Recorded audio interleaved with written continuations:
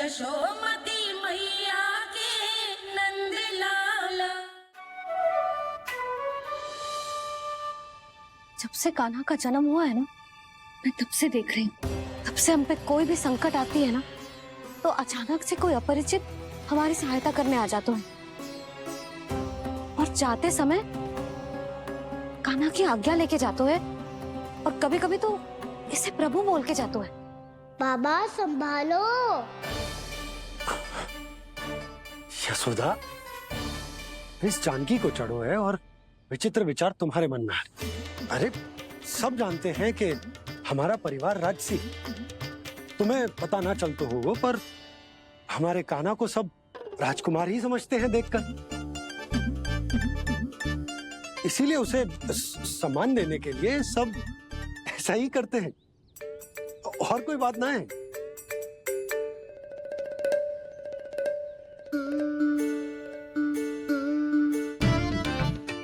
अब जे मेरे लल्ला को ऐसे क्यों घूर रहे हैं?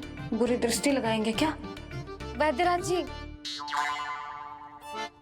आपके सहायक तो गए, अब आप यहाँ क्यों? वो क्या है ना, मैं अपने रोगी का निरीक्षण करके पूरी तरह से संतुष्ट होकर ही जाता हूँ।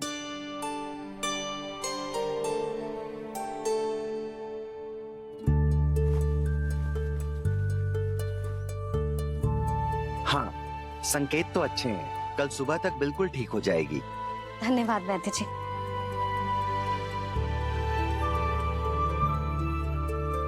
बस तो फिर हम कल पकड़न पकड़ाई खेलेंगे जानकी।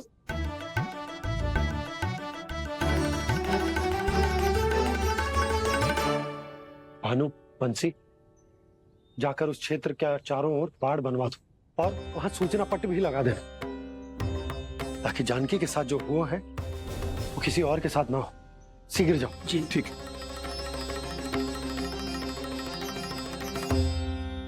बाढ़ और सूचना पट लगवाने से समस्या का समाधान नहीं होगा बाबा। निर्दोष पशु सूचना पट देखकर भी कुछ समझ नहीं पाएंगे।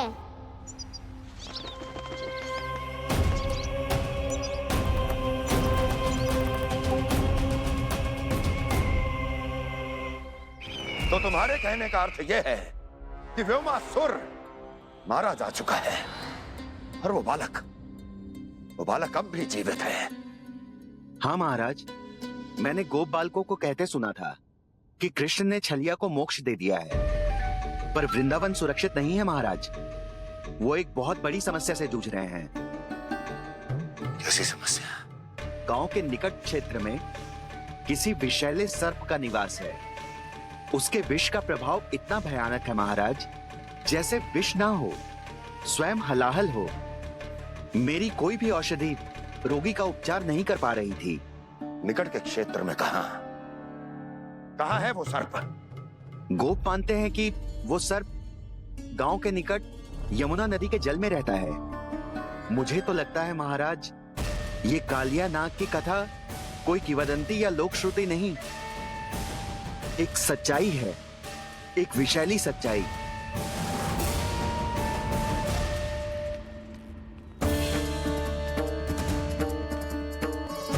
कालिया का सामना करने का समय आ गया है, पर उससे पहले मुझे बुलाना होगा उन्हें।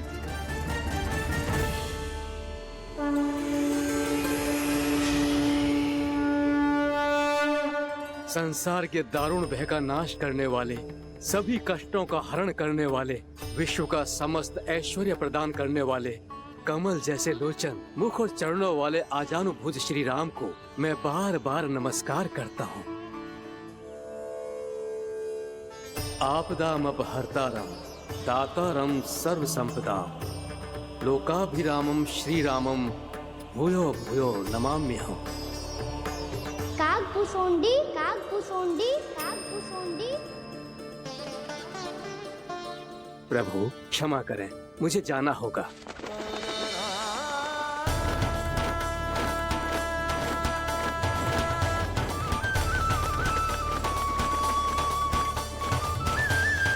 प्रणाम प्रभु। अनेक बार मैं आपके दर्शनों के लिए आया प्रभु। कभी नंद भवन के झरोखों से आपके दर्शन करके चला जाता था, तो कभी दूर किसी वृक्ष की आड़ से आपको निहार लिया करता था। आज आपने स्वयं मुझे बुलाकर धन्य कर दिया प्रभु।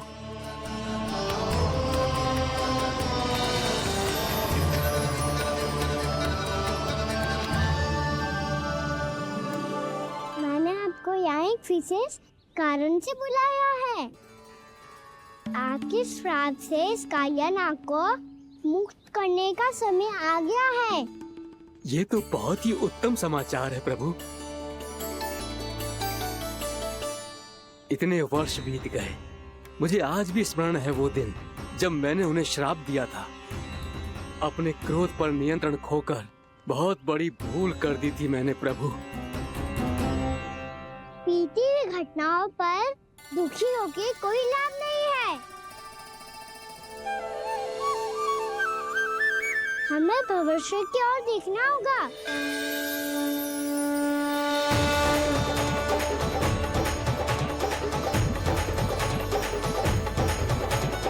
आदेश कीजिए प्रभु, क्या आज्ञा है आपकी? जब मैं कालिया नाग का सामना करने जाऊं, तो आप यहीं रहेगा। आपको अपने आप पता चल जाएगा कि कब क्या करना है। और हाँ, लौटते जाते समय नारद मुनि से कहेगा, वो आकर मुझसे भेंट करे। अवश्य प्रभु, प्रणाम। क्या इसने सच्ची में देवर्षि नारद को बुलाया है? नारायण नारायण, आपको संदेश भेजने की आवश्यकता नहीं थी। आप स्मरण करते और मैं चला आता। तुम्हारा कल्याण हो नारद।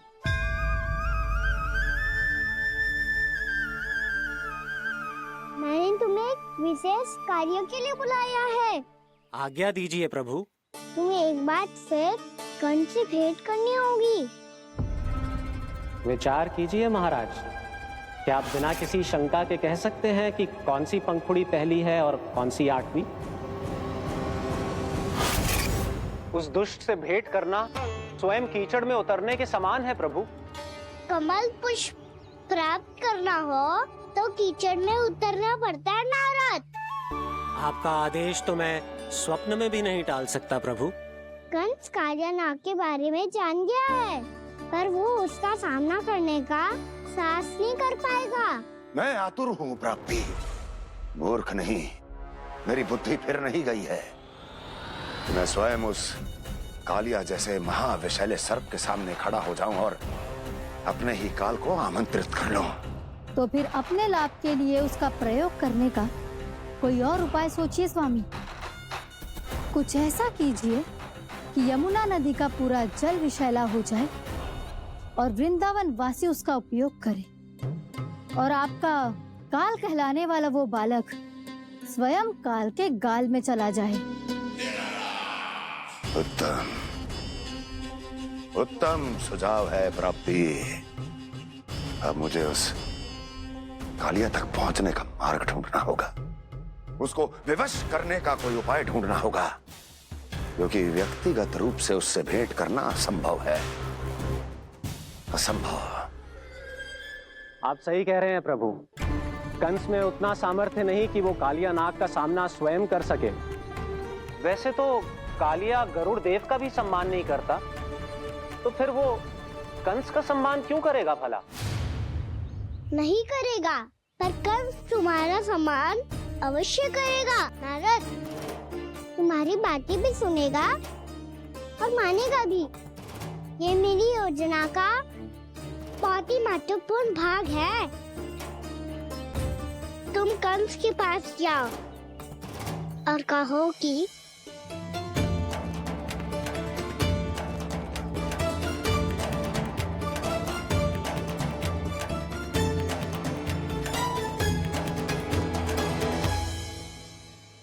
संतान अपने माता पिता को तीर्थ का सौभाग्य दिलाती, पर मेरा लल्ला कितना महान है कि उसने हमारे घर को ही तीर्थ बना दिया।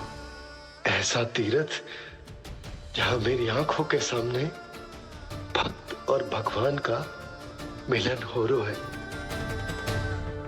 जो आज्ञा प्रभु।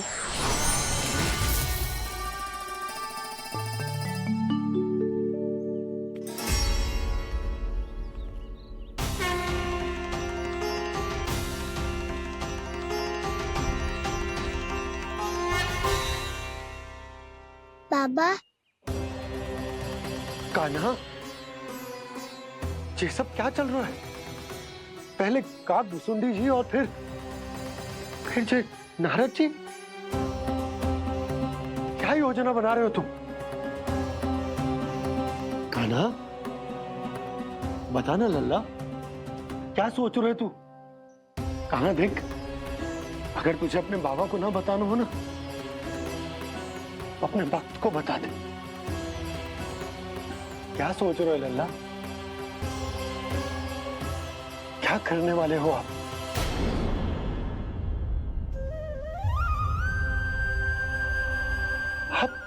आप इतने दुखी क्यों हो? कान्हा, कान्हा, क्या होगा? क्योंकि मुझे आभास हो गया है बाबा, समय आने वाला है। कौन सा समय आने वाला है लल्ला? सीधे सब कुछ बदलने वाला है। भैया को मेरा सत्य पता चल जाएगा बाबा।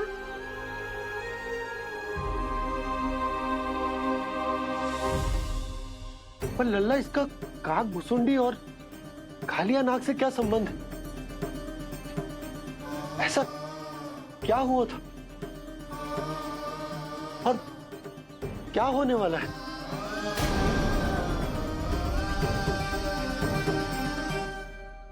जो होने वाला है बाबा, उसका संबंध उससे है जो सैकड़ों वर्ष पहले हुआ था। महर्षि भृगु के एक वंशज थे, वेद शिरा मुनि, जो विंध्याचल की पहाड़ियों में साधना कर रहे थे। तभी वहाँ अश्वशिरा नाम के एक दूसरे मुनि आमंत्रण के बिना ही आ गए। कितना सुंदर और शांतिपूर्ण आश्रम है। यहाँ प्रभु की साधना करने में बहुत आनंद आएगा। शीघ्र ही अश्वशिरा मुनि उपस्थिति के कारण होने वाले व्यवधान से बाध्य होकर वेद शिरा मुनि ने अपनी आंखें खोली। कौन हो तुम और यहाँ क्या कर रहे हो? आपके आश्रम में बहुत शांति है मुनिवर। साधना करने के लिए बहुत ही उत्तम स्थान है ये। मैं चाहता हूँ कि मैं भी यहाँ। आप यहाँ साधना करना चाहते हैं, लेकिन इतना भी नहीं जानते कि किसी के आश्रम में प्रवेश करने से पहले उसकी आज्ञा लेनी चाहिए। आप ये भी नहीं जानते कि यदि कोई यज्ञ कर रहा हो तो बिना अनुमति के वहाँ प्रवेश करने से उसकी यज्ञ साधना भंग हो सकती है। आप क्या साधना करेंगे मुनि? आप तो साधना के योग्य ही नहीं हैं। इतना अपमान! एक मुनि के मुख से इतने कड़वे शब्द शोभा नहीं देते। मैं तुम्हें श्राप देता हूँ, जितनी विषैली तुम्हारी जिह्वा है उतने ही विषैले सर्प बन जाओ तुम। और ऐसा सर्प जो सांस भी ले तो निकट का वातावरण दूषित हो जाए। तुम्हारे इस दुस्साहस के लिए मैं तुम्हें श्राप देता हूँ कि तुम अभी इसी क्षण कौवा बन जाओ, और ऐसा कौवा जो कांव कांव करके अनर्गल प्रलाप करता रहे।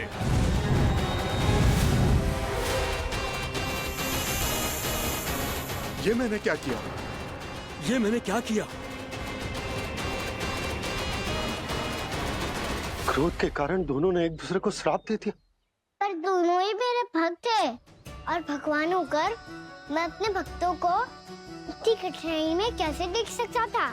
इसीलिए जिस संकट में उन दोनों ने अपने आप को फंसा लिया था, उसका समाधान करने में मैं उनके पास गया।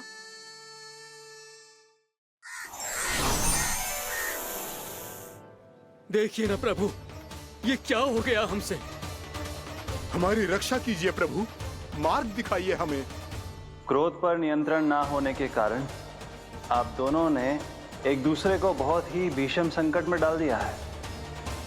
आप दोनों ही तपस्वी, तप के बल से दिए गए आपके श्राप को लौटाना भी संभव नहीं है।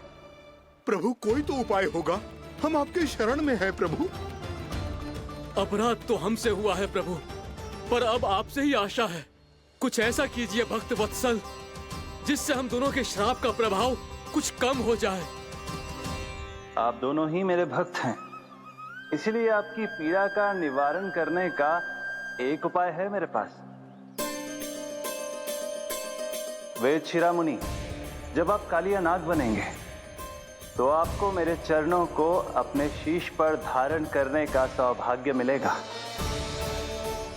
और अश्र शिरामुनि, आप काग योनि होने के बाद भी आप श्रेष्ठतम ज्ञान और सर्वाधिक यौगिक सिद्धियों के स्वामी होंगे और प्रवचन दिया करेंगे।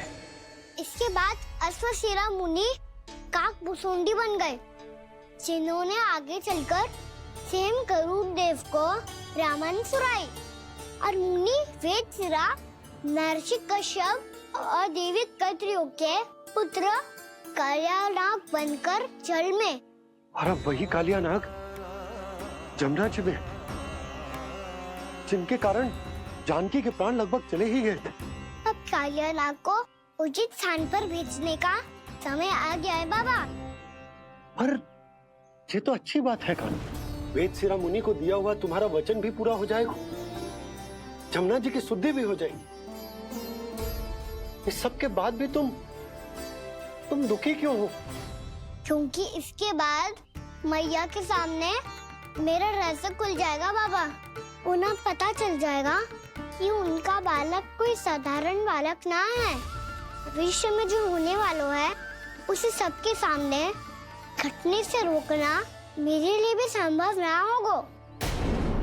मैया को सब पता चल जाएगा। क्या पता चल जाएगा रे मुझे?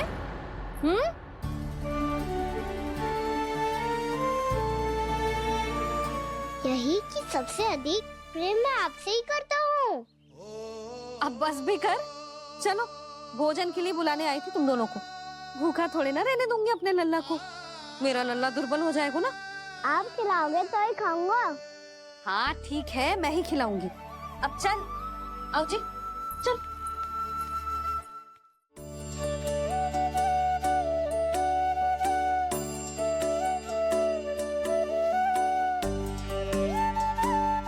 मैया खेलो ना मेरे साथ। मैया सुनो ना, मेरी बात ना मानोगी? अभी बहुत कार्य पड़े लल्ला, देख जानकी को औषधि भी देने जानो है ना। औषधि मैं दे दूंगा, फिर तो खेलोगी ना आप मेरे साथ। पिछले कुछ दिनों से अपनी मैया का अधिक से अधिक प्रेम पाने का प्रयास करो है कान्हा। इसका तो एक ही अर्थ हो सकता है कि कछु बहुत बड़ो होने वालों है। कान्हा रुक जा लल्ला। कान्हा क्यों तंग कर रहा है? मैया को पहन लेना। कान्हा, कान्हा, ये क्या करो तूने?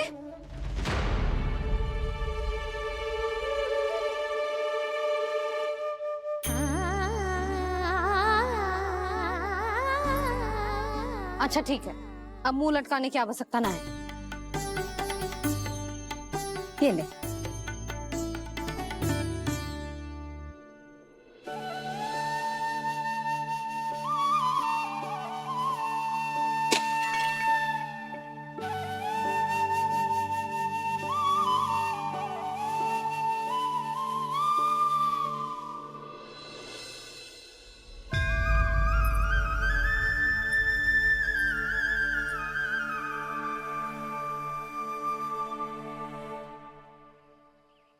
तंग करे मैया को खिजाए, खेले रूठे मनाए, लीला अनोखी करके शरारत, कान्हा दंड भी पाए।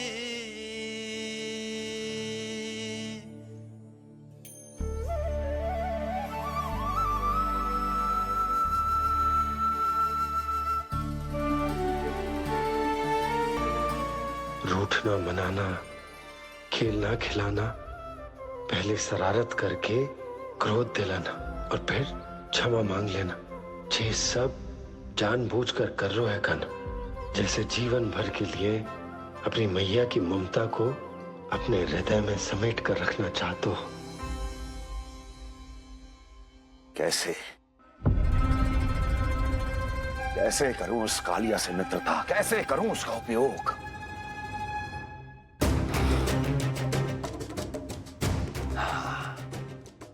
उस पर आक्रमण कर देता हूं और उसे किसी ना किसी तरह से यह विश्वास दिला देता हूं कि यह आक्रमण उस विष्णु अवतार ने किया है। फिर वो क्रोध में आकर सारे वृंदावन वासियों को अपने विष से समाप्त कर देगा। उचित है, ये उचित है। नारायण हरि, नारायण हरि।